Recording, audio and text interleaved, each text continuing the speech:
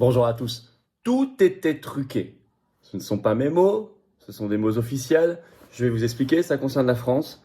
Les dernières révélations d'ailleurs sur la gestion du Covid sont très choquantes et sont très utiles. Et vous allez voir, ça concerne beaucoup la France. Et pas que. On a un nouvel effet Trump aux États-Unis. Il y a quelque chose d'assez stupéfiant concernant M. Fauci qui pensait être gracié par Biden. Ben non, c'est pas si simple que ça. Et au contraire, tout est relancé. Et nous, en France, on peut relancer la machine judiciaire grâce aux toutes dernières révélations. Parce qu'évidemment, le combat pour la vérité et la justice, il n'est pas achevé, loin de là. Mais 2025 est une année, et on l'avait analysé tout de suite, d'accélération. Non seulement de révélation, mais aussi d'éclaircissement, mais évidemment d'action, de rupture, dans le bon sens, fondamental, à condition que nous agissions en ce sens, et nous le faisons. Nous, patriotes. Merci donc de partager cette vidéo, vous allez apprendre beaucoup de choses. Tout était truqué. C'est très très intéressant cette phrase. Tout était truqué, en France, ça fait boum. En effet, ce 1er février, deux journalistes, on en a déjà un petit peu parlé dans les vidéos, mais vous allez voir, il y a du nouveau. Gérard Davet et Fabrice Lhomme étaient sur LCP, la chaîne parlementaire. Et ils viennent de sortir ce fameux livre, Les juges et l'assassin, sur toute la gestion du Covid, et encore, il n'y a pas tout. Alors, il rentre plus dans le détail sur la manière, puis vous allez voir, il y a autre chose derrière, la manière dont l'Élysée a voulu influencer l'enquête judiciaire. Notamment, il parle précisément maintenant d'une lettre de Hélène Davot, qu'il publie dans leur livre, qui était conseillère justice de Macron à l'Élysée. Et dans cette interview à LCP, les deux journalistes déclarent, je cite, « L'État, l'Élysée, a décidé de ne pas aider les juges qui enquêtaient sur la gestion du Covid, et même de leur mettre des bâtons dans les roues. » Je cite, « Les collaborateurs du président avaient obligation de tenir aux juges un seul discours. On leur a même fait répéter un texte, vous imaginez la scène, alors que normalement on sait que les témoins prêtent serment pour dire la vérité, rien que la vérité, c'est choquant. » Fin de citation. Donc la rupture du serment. Par ailleurs, cette conseillère justice de l'Élysée, disent-ils, je cite, a revu le texte du président de l'Assemblée nationale de l'époque, Richard Ferrand, et on va en reparler de Richard Ferrand dans les jours qui viennent, texte destiné aux juges pour que sa communication aille dans le sens du président de la République. C'est en contradiction, je cite, formelle avec la séparation des pouvoirs entre exécutif et législatif. Donc là, on a un président de l'Assemblée nationale qui se fait dicter son texte par un président de la République. Or, hasard, Le Monde révèle ce 1er février, le titre « Emmanuel Macron souhaite proposer Richard Ferrand à la présidence du Conseil constitutionnel ». Mais il n'y a pas que ça comme révélation sur SCP. Écoutez bien celle-là. La commission d'enquête parlementaire, je cite les journalistes Davet et Lhomme sur LCP. La commission d'enquête parlementaire, ou plus exactement la mission d'information Ciotti. Bravo à Eric Ciotti qui a validé tout ça. Allié du RN, ben ça en dit long.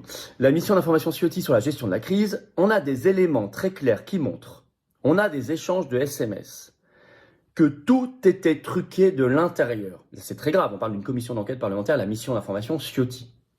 Ils ont les éléments, ils ont les SMS. Je cite, autre extrait de ce qu'ils ont dit sur LCP, je cite.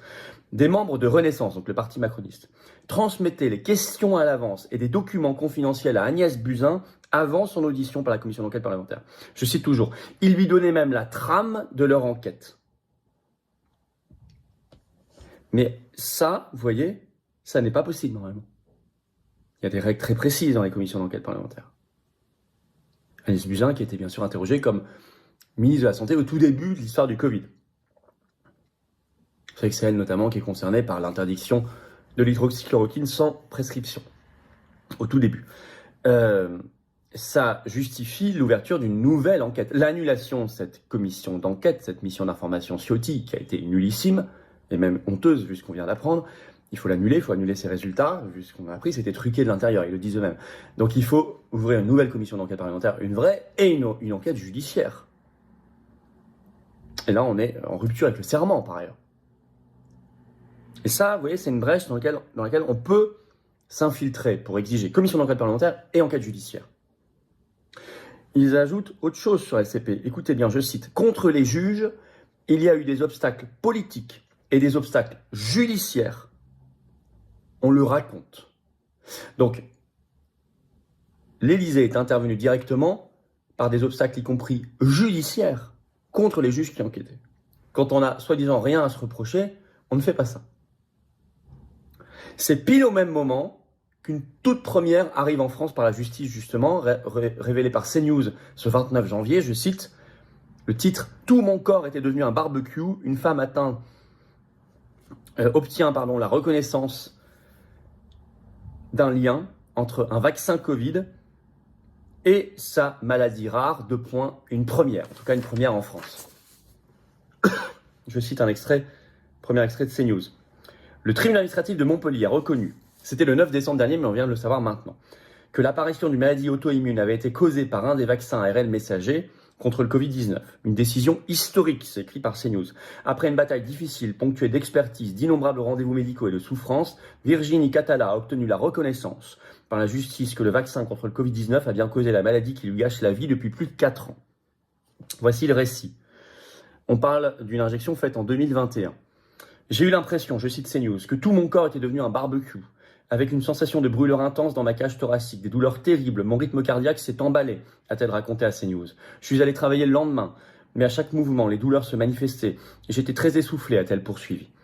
Lors d'un passage aux urgences, une péricardite, c'est-à-dire une inflammation de l'enveloppe entourant le cœur, lui est diagnostiquée. Mais après plusieurs mois de traitement, ses souffrances persistent.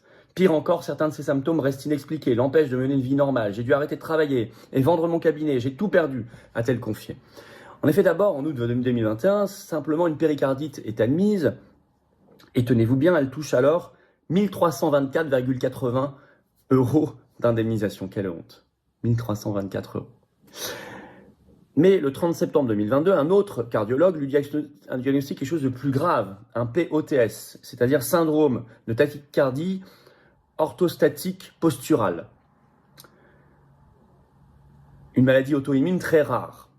Et là, elle obtient un peu plus, 63 000 € d'indemnisation. Mais c'est quand même très insuffisant, très très insuffisant. Donc elle a fait appel. Pour l'instant, on est dans l'appel. CNews, l'article précise, une première décision en ce sens en France. Donc ça bouge incontestablement. Incontestablement, ça bouge dans tous les sens. Et les révélations sont le carburant pour que ça bouge encore plus fort, encore plus vite, encore plus loin. Et notamment pour la responsabilité pénale, en tôle. En tôle, les coupables. Bien sûr, il faut des indemnisations, bien sûr, il faut de l'argent, bien sûr, il faut indemniser les victimes et leurs proches, mais il faut des peines de prison, des peines pénales pour ceux qui sont responsables et coupables de tout cela. Ce qui est très intéressant, c'est que sous l'effet de la dynamique Trump-Kennedy Jr. aux États-Unis, ça bouge aussi, ça reprend.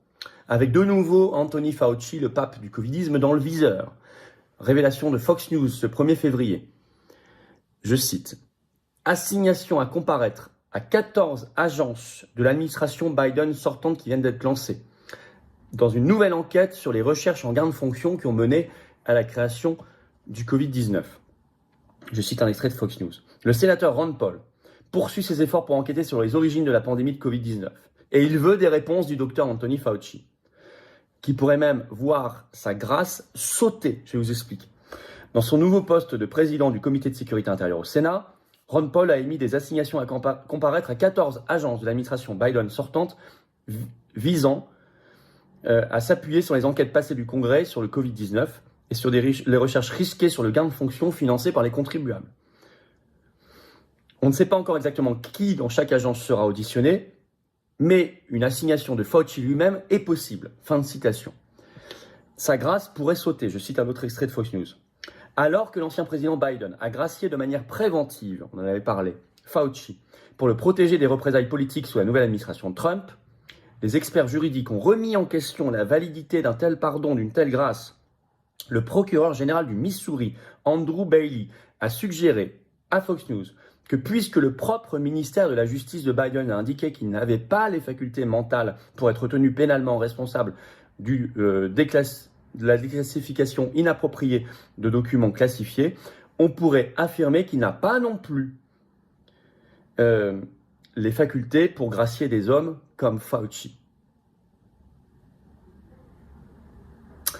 Donc, ça veut dire que les grâces quelques heures, voire quelques minutes pour certaines, que Biden a faites juste avant de perdre le pouvoir, le 20 janvier, pourraient être remises en cause par la justice, parce que déjà, certaines de ces décisions passées ont été remises en cause par son propre ministère de la Justice. C'était à son avantage à l'époque, mais on peut utiliser exactement le même argument. Il n'avait pas ses facultés mentales pour le faire.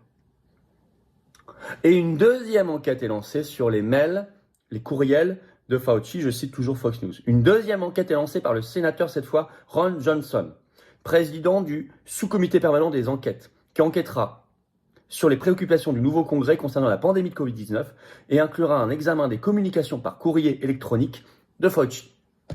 Ça y est, il est cerné, il peut être auditionné, ses mails vont être perquisitionnés et il pourrait perdre sa grâce. Que demande le peuple? Dans la foulée de la reconnaissance, vous le savez, il y a quelques jours par la CIA, après le FBI cette fois, des origines probablement humaines du Covid-19. Bon, donc incontestablement, on est dans une nouvelle phase d'accélération et cette fois, vous voyez, ça touche aussi la France. Ça accélère notamment en France. Ça permet de reprendre le fil de l'enquête parlementaire et judiciaire des infractions commises.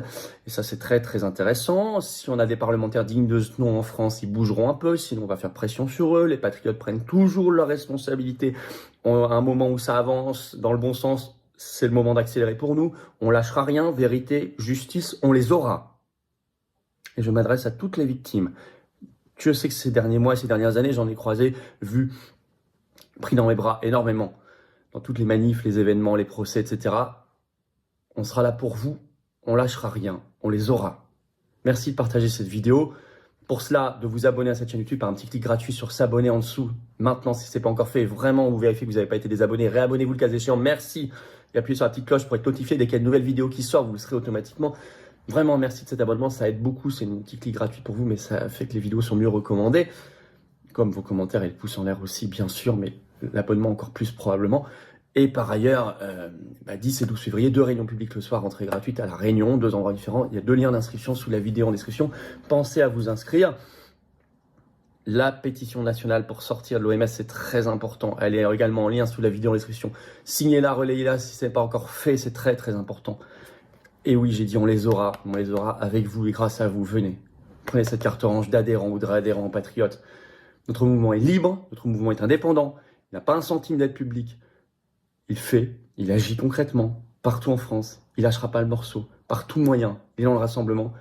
Mais sans vous, on peut rien. Seul, chacun dans le coin, moi je peux rien, vous non plus. Tous ensemble, on peut tout, collectivement, on peut tout, on gagnera, on déplacera les montagnes, on gagnera, on les aura. Venez maintenant, en ce début de semaine, je pense que c'est bon moment de venir, remettez jamais à demain, parce que quand on remet à demain, c'est qu'on ne fait rien. Je vous attends. Vous êtes les bienvenus. Adhérez, réadhérez. Pour le faire, c'est le premier lien sous la vidéo en description. Ce lien est également en commentaire épinglé. Une petite fiche sur l'écran maintenant et dans quelques secondes, un lien sur l'écran. Vous choisissez faire un don au mouvement vital pour faire nos actions, pour les financer, parce qu'on n'a pas un centime d'aide publique notamment, on est indépendant, 100% anti-oligarchique. Faire un don au mouvement, c'est le deuxième lien sous la vidéo en description. Les liens sont également tout le temps sur notre site, les-patriotes.fr, et c'est défiscalisé aux 2 tiers pour vous, tout ça. Vous mettez 60 €, ça enlève 40 € d'impôts. Vous mettez 6 000, ça enlève 4 000. Vous mettez 100, ça enlève 67. Vous mettez 20, ça enlève 13,30, etc. Et en plus, en adhérant, réadhérant, en étant à jour, vous pouvez participer à la consultation jusque dimanche 9 février en cours, que vous recevez par mail, vérifiez y compris vos spams, réservée aux adhérents à jour des Patriotes. Consultation très importante pour nous. Raison de plus d'adhérer ou de réadhérer, ou de vous remettre à jour. Énorme bravo aux donateurs, aux réadhérents. Bienvenue aux nouveaux adhérents Patriotes. On les aura et vive la France.